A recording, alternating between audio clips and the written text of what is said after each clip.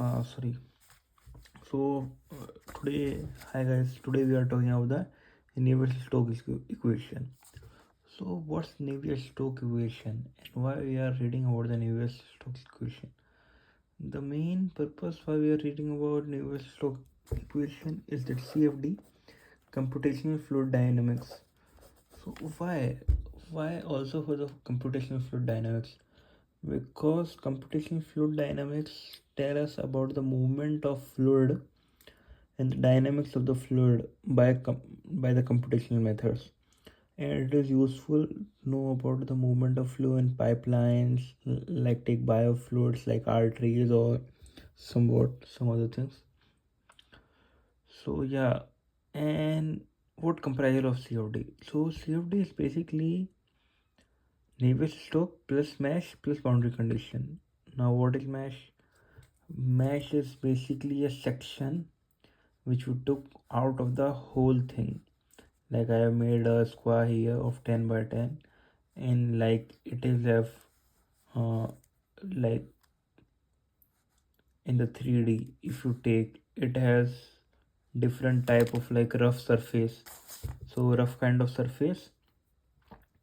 So as we do in, if you guys have done optimization and all, as we found non-convex thing, so it changes, it have many uh, minima, maxima and all. So by mesh we are taking it on a small section and then solving it effectively.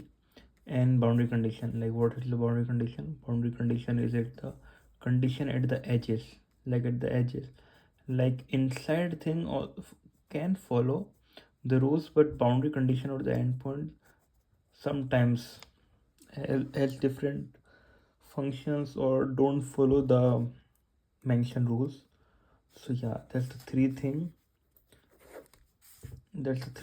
which needed for CFD, and that's what the main thing that governs the movement of flow is Navier-Stokes.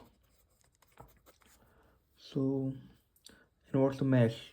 As we have already covered, mesh is cutting or making small section to help doing the fluid flow analysis easily and correctly. That's the thing, because it's very hard for computation to do if a lot in a one time, and also it take ages to provide a good amount of good answer or solution for our problem. So it's better to like cut it down and do it on sections, on a small section effectively and correctly. What's the boundary condition? So boundary condition shows the fluid behavior at the boundaries of the domain. I covered it out. Okay, the next page. What's the next page? Yes. So what's the assumption of Navier-Stokes equation? So assumption of Navier-Stokes equation. Assumption of Navier-Stokes equation. Navier-Stokes equation. Viscosity is constant. Viscosity is constant. The material is a continuum. Like properties are continuous. Viscosity is constant. How you telling? Like your question need to be how you telling viscosity is constant. Wait a sec. If we can write it here.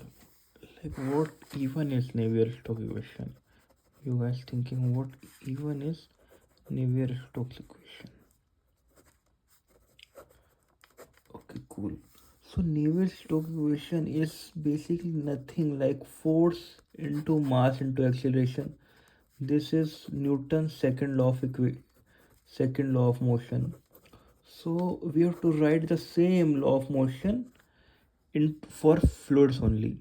So for fluids, what we do, like force into mass into acceleration, take force per volume.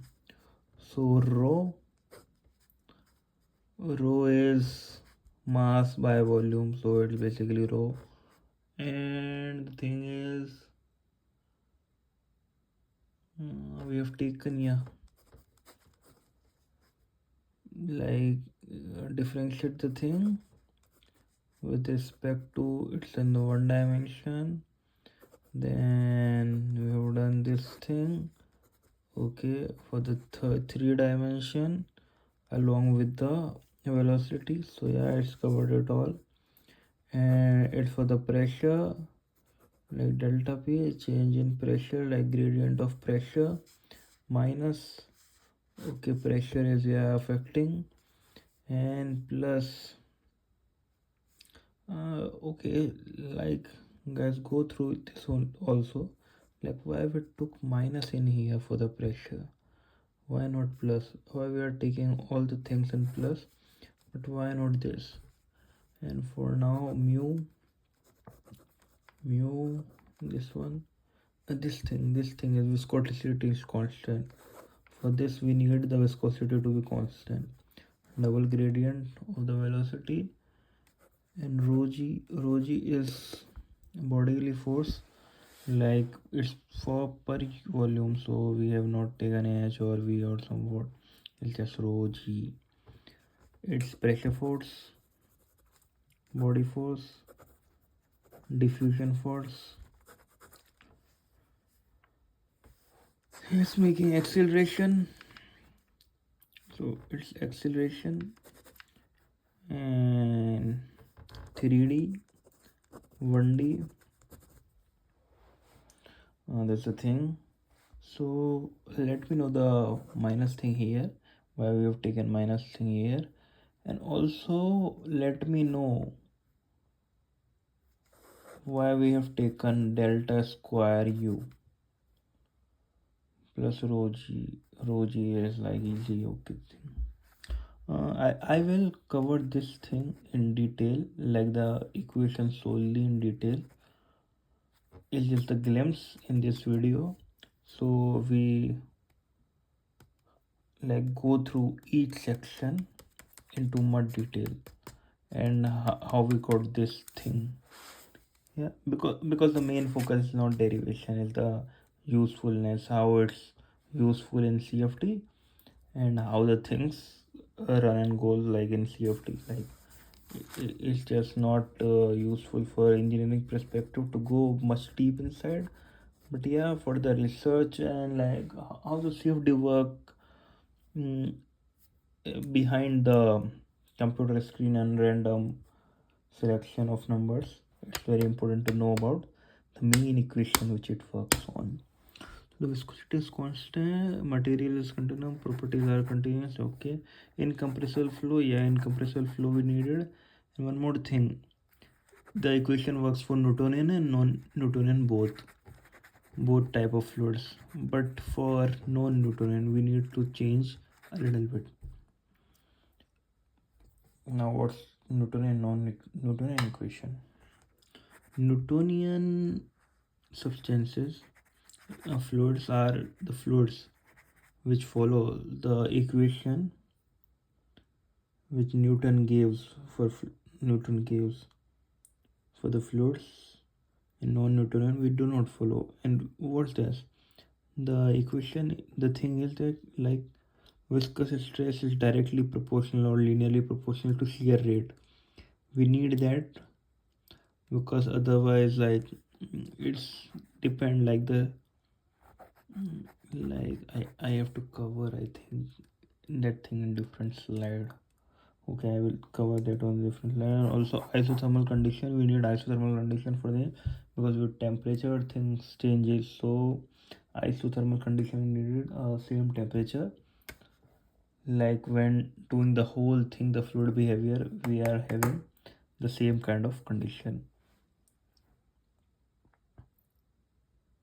And yeah, why CFD uses Navier-Stokes equation explicitly, not other equation, because Navier-Stokes is the law of motion for fluids, and the whole purpose of CFD is to got to know about the motion of the liquid equation that works for Newton and non-liquid. We have discussed it before, but yeah, it clearly states the thing that why we even use Navier-Stokes, not another equation like XYZ.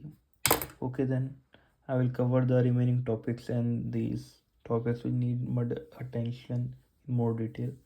Thank you. Bye.